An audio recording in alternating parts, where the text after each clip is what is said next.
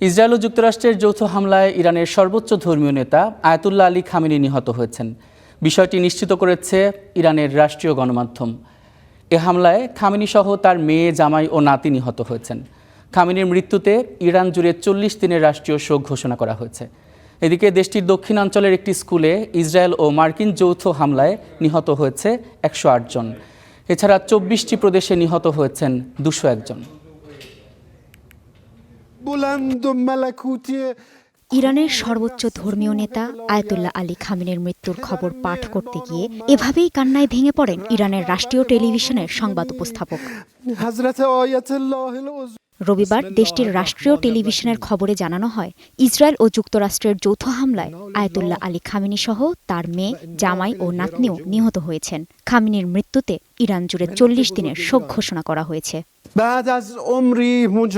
এক জীবনব্যাপী হোসেইনি সংগ্রাম, নিরবিচ্ছিন্ন ও অক্লান্ত প্রচেষ্টার পর ইসলামী অভিভাবকত্বের অটল পর্বতের মতো উচ্চ ও আধ্যাত্মিক চেতনা নিয়ে দয়া ও দৃঢ়তার স্নেহময় পিতা, মুসলমানদের নেতা ও ইমাম মহামান্য আয়াতুল্লাহ আলী হোসেইনি খামেনি ইসলামী প্রজাতন্ত্র ইরানের পবিত্র অভয়ারণ্যের মর্যাদা সমুন্নত রাখার পথে অগ্রসর হতে গিয়ে শাহাদাতের মধুর ও নির্মল পেয়ালা পান করেছেন।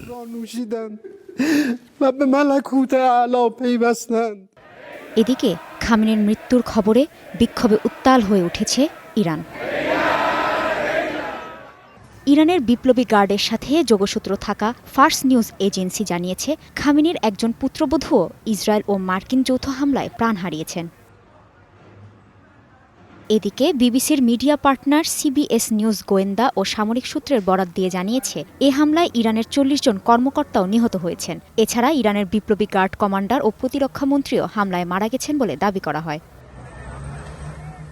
এর আগে সামাজিক যোগাযোগ মাধ্যম ট্রুথ সোশ্যালের এক পোস্টে ট্রাম্প জানান, শনিবার সকালের হামলায় নিহত হন আয়াতুল্লাহ আলী খামেনি। ট্রাম্পের এ দাবিতে সমর্থন জানায় ইসরায়েল।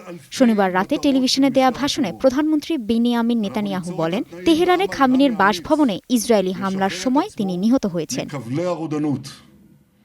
হামলার আগে খামেনি তার উত্তরসূরি হিসেবে একজন ডেপুটি নিয়োগ করেছিলেন বলে জানা গেছে। তবে রয়টার্সের তথ্যানুযায়ী সিআইএ মূল্যায়ন করছে যে তার স্থলাভিষিক্ত হতে পারেন ইসলামী বিপ্লবী গার্ড বাহিনীর কোনো নেতা।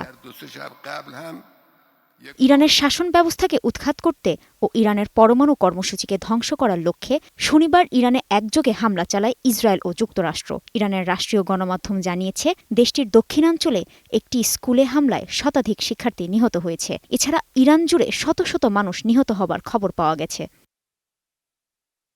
তবে এই হামলার জবাবে পাল্টা তেল আবিবে রাতভর হামলা চালিয়েছে ইরান। দাউ দাউ করে জ্বলেছে তেল আবিব, ধ্বংসস্তূপে পরিণত হয়েছে ভবনগুলো। এছাড়া ইরান পাল্টা হামলা চালিয়ে ইসরায়েল ও মধ্যপ্রাচ্যের বিভিন্ন দেশে অবস্থিত মার্কিন স্বার্থ ও স্থাপনাগুলোকে লক্ষ্যবস্তু করেছে। এর মধ্যে রয়েছে কাতার, সংযুক্ত আরব আমিরাত, কুয়েত, বাহরাইন, জর্ডান, সৌদি আরব ও Iraq. Gazi Shahrin, Star news.